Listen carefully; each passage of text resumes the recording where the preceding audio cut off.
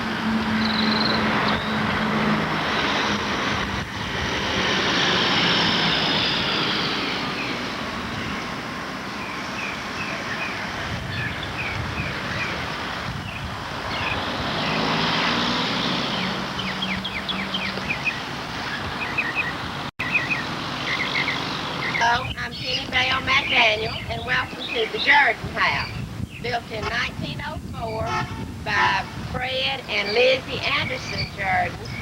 This house was one of the first homes built in Chatham, and Mr. Jordan was considered one of the first residents of Chatham. Come on in and we'll have a look at the inside. I have just finished restoring the house after working on it for 14 months, and have tried to restore it back to its original beauty, and nothing has been changed as far as the floor plan. All of the windows in the house are the original windows, and all of the doors are the original doors. We have not changed anything out like that. Come in. Coming in the front door, you walk into the living room. And this section of the living room here was the original dog trot.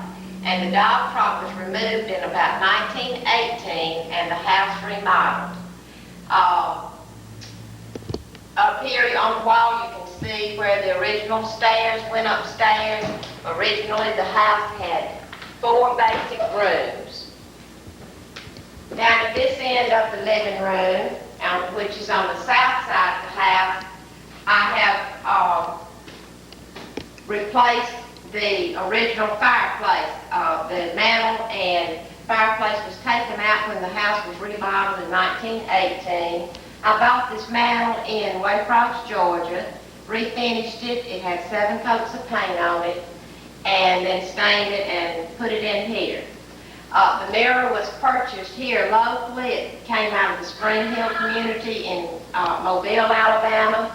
Note the scalloped edges on the mirror. I've never seen a scalloped beveled edge mirror before, and it matched perfectly with the mantel. The chandelier is a gasolier out of the Spring Hill community in Mobile, Alabama, and I had it rewired. It is has been refurbished and refinished. Moving on to the dining room. The dining room is on the north side of the living room. Thank you. The dining room is on the north side of the living room, and in this dining area is the only fireplace that's left in the house, with the bricks and the blocks, the cinder blocks left in the bottom where it was originally built. This fixture in the dining room is original to the house. It was still hanging when I purchased the house, and I had it refurbished and rewired too. Note the architecture of the facings on the windows and the beautiful detail of the window dressings and the door facings. Susan. Huh? Crooked. Isn't that unique? Apparently they didn't have a level when they were working on these door faces. And this is the oldest standing building in Chatham. And probably the first home built. This house and the Chasen house on the other side of, that's a balloon, the other side of Turner Law Office were the first two houses built in Chatham. Dr. Tom Chasen built the other house.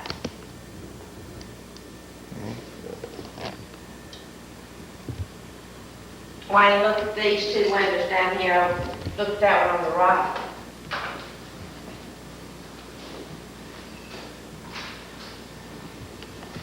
The spinning wheel in the corner belonged to Miss Lizzie Jordan's grandmother, Rebecca Anderson, and that is of the Hobson Andersons here in Washington County. And possibly her mother before her had used this spinning wheel too. It's on loan to us today to put in this historical building from the Washington County Museum. All right, where are we going? Just go through the house? Walking from the living room in the central part of the house into the hall, to the left is the stairwell leading up to 2 bedrooms and a bath and a sitting area upstairs. Note the tongue and groove lumber on this wall. This is the only wall in the house that had not been painted, and I sanded it down and left it original, and the beauty of the wood will show forever. The stairs are left original too. They're very steep and have been stained mahogany. The unusual thing about this house is the interior hall with the octagon-shaped walls and the way they added on. The reason that was done that way is because part of the house, originally the kitchen and part of the quarters was in the back, and then it was later added on and made a kitchen. This bedroom was made a kitchen, and the porches were added. We're going into the kitchen. The only part, you ready? The only part that is brand new in this house is I've had the farmhouse cabinets made to match the period of the early 1900s and the turn of the century. This is a working kitchen. The mantel in here is original to the house, and behind the mantel is a pantry the length of that wall that the Jordans always had to store all of their kitchen stuff in. Walking back through the central part of the house in the hall, we have a bedroom here on the right that at one point in time during the remodeling was paneled, and so we just left the paneling in here. There is tongue and groove lumber behind this paneling. And it has its own separate entrance from the south side of the house and a small porch from the outside. The downstairs bathroom has been left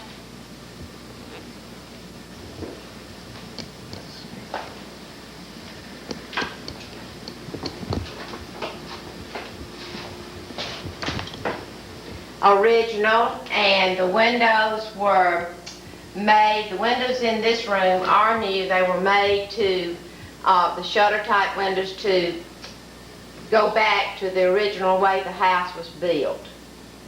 The little glass cabinets and the towel racks and the fixtures are all original to the house. And the lights. Coming into the back room of the Jordan house, which was known as Papa Jesse's room, we have placed photographs of Mr. Fred and Papa Jess and memorabilia of the Jordans back here. This room also has its own private entrance with a porch on the south side of this room too. As you see here, the one on the top is the original post office that the Jordans worked in and built and owned in the early part of Chatham. In the center you will see on the table Frederick and Miss Lizzie Anderson Jordan. The pictures to the left are them as young, very young people when they first married. And the picture on the right is of Mr. Fred Jordan's mother and father that had their homestead about a mile east of this house over in the pasture. These are other pictures and memorabilia of years gone by. The back table of pictures are of Jesse L. Jordan Sr.'s family and his boys and the time that they lived here in this house. When Mr. Fred died at an early age, Mr. Jess later bought the house from the rest of the heirs and always lived in this house his whole life.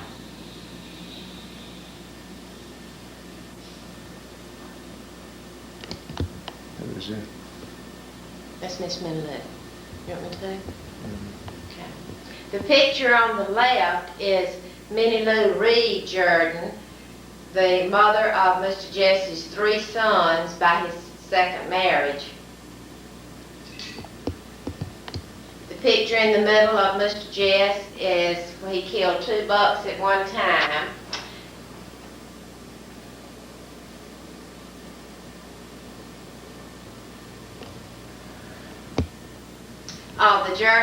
The picture on the mantle is a picture of Mr. Jess and Miss Minlou and when their boys were very young. On the left is Charles Jordan, who was the dentist here for many years. In the middle was Bob Jordan, who died in 1988, and on the right is Billy Jordan as a young boy. The portrait over the mantle is a picture of me that my parents had made on my 16th birthday. You want to move on to the back porch? Mm-hmm. This porch.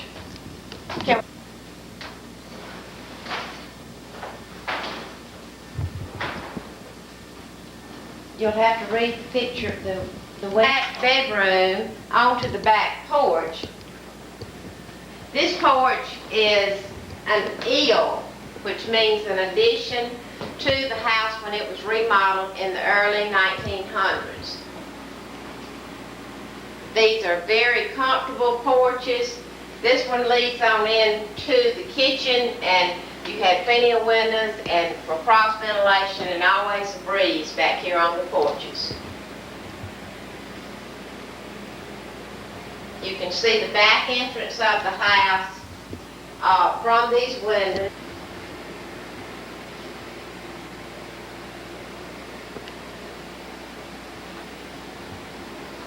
The glass shelves on the east side of this porch were some space where Mr. Jeff had taken some windows out and had never replaced the windows. And during my past year of renovation and remodeling, I had glass shelves cut and using it as knick-knack shelves or collections for different types of collections. This porch is original to the house. I left it. There were more bookshelves out here, and I guess this was just up high to keep the children from getting into something you wanted to put up to keep them from reaching. Coming on upstairs, you'll see that this has been refurbished and remodeled to, just don't fall, occupy 2 offices. Up here you have 2 rooms, one on the north side and one on the south side, and this real nice sitting area with a view of the courthouse and Chatham Motor Company and almost all of Chatham.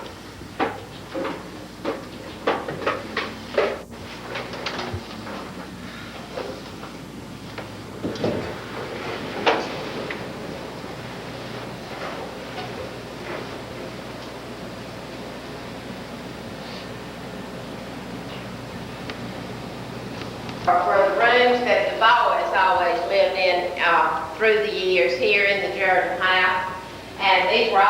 considered the boys' rooms. Note the little alcove closet with double bars and the crawl space into the attic, and just neat as it can be.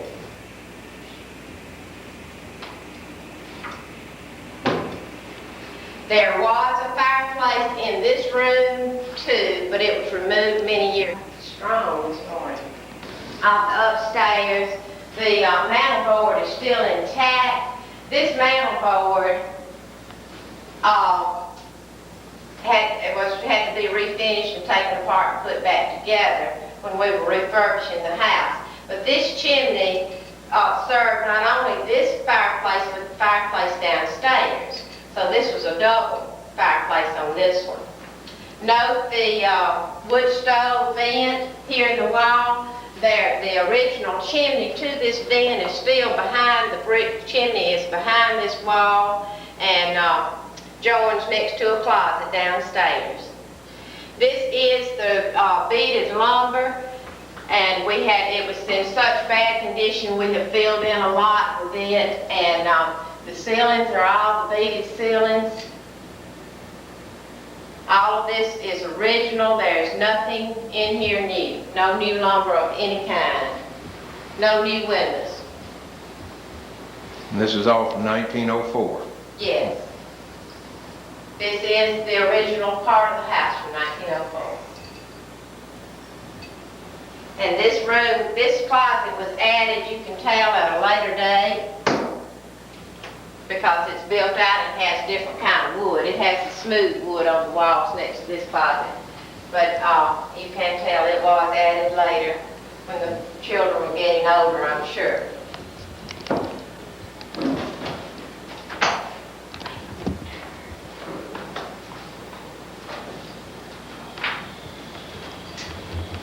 I think this is going to look like I've been playing with it, but okay. I just tore the knob off. Open that closet. Alcove, in the little sitting area, you can note the beautiful design that they put in here. Originally in 1904, there was a porch on the front of the upstairs here, and doors walking out on that porch. There's a picture downstairs of the early 1930s of the porch.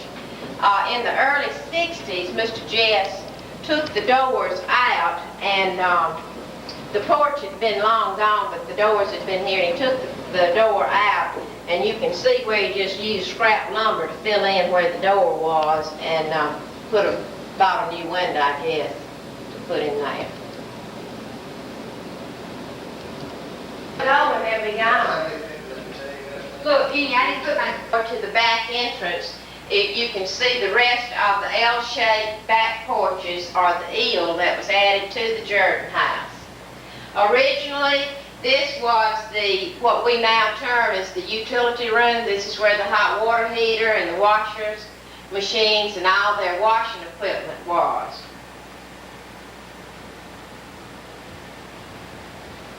And this connects with the porch we were in earlier with the windows and the That also leads into the back room of the back room. house.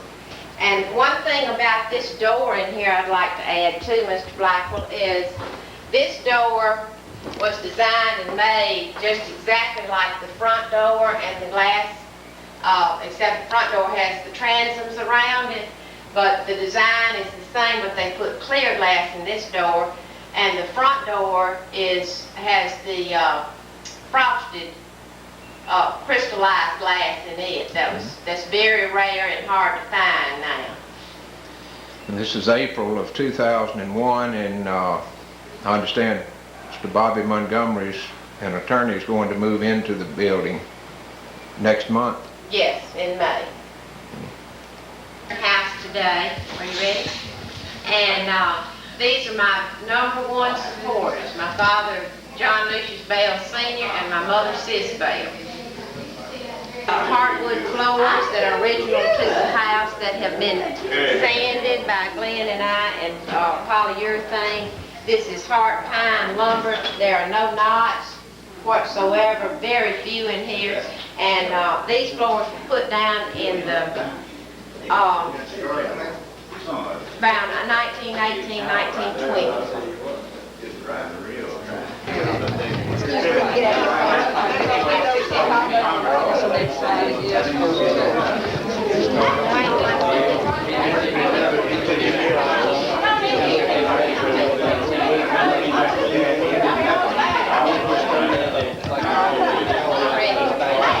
Y'all, if we can have your attention, Miss Penny is ready to get this thing rolling, so Miss Penny. Good. Good morning, and I welcome everyone to the Jordan House. We wanted to have a little time of prayer and dedication because it's taken me a lot of prayer and a lot of perseverance to get here, and that's not saying anything about my husband and family that's had to live with me through this. This is my pastor from Chatham Baptist Church, Brother Robert Kirkland, and at this time, Brother Robert, if you'll say a few words and have a prayer for us. And the only other thing I'd like to say is how much I appreciate all the support from my friends and my family, and those of you that would come by and say, it's looking good, you're doing a great job. And my number one helper here, I want to recognize Carmen Carpenter. I could not have gotten here without Carmen. And I just appreciate all of you coming so much, and we're very proud to have this 97-year-old structure back in its prime and back to its beauty that it deserves. I'll try to do exactly what Penny asked me to do, say a few words and have a prayer. I attended a conference several months back in which I heard one of those statements that found a staying place in my mind and in my life. In essence, the saying is, when you know your past, you know your future. You know your history, you know your future. You know what's coming. And it's interesting that we stand here on this occasion in a place that's definitely been a part of the history of this community and has been revamped, so to speak, to be a part of the future as well. Penny alluded to the fact that it's 97 years old, almost 100 years old, and that brings on part of the reason that it needed a little work done on it, right, Miss Penny? It's my understanding also that 4 boys primarily were reared here in this place, and I have an idea that added to the need as well for some work to be done. So there is such a part of our history, our community here in this place.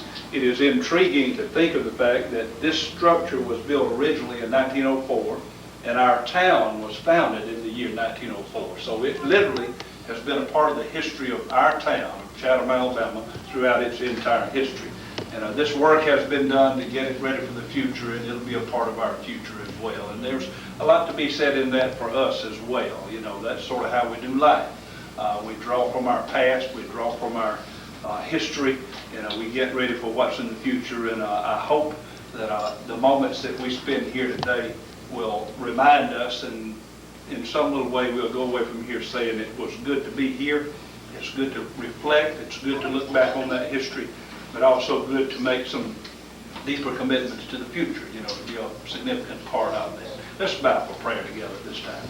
Father, on this beautiful spring day, we're glad that we can bow in your presence here on this morning. We thank you for life, health, and strength, and friends. Thank you for this occasion that brings us together. Thank you for reminding us of the significance of the history of our town, the significance of the history of this family and this place in which we gather today.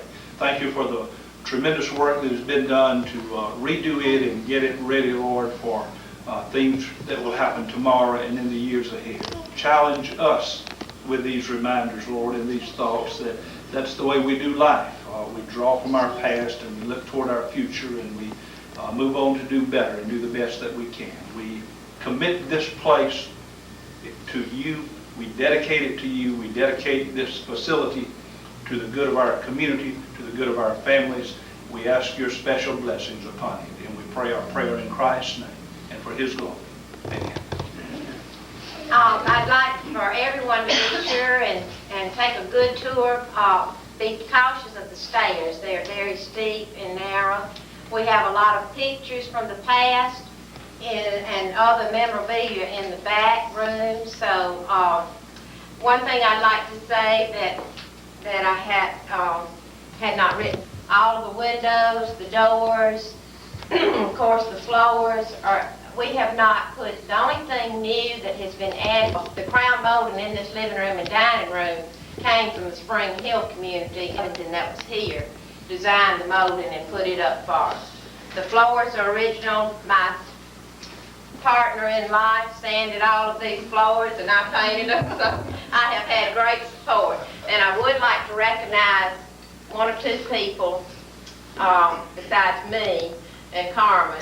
And are these folks sitting right over here that have been my mainstay and support, along with Lynn McDaniel and my children, about this house. And neither one of my children could be here today, but they have taught me the perseverance and the faith to have when you want to accomplish something.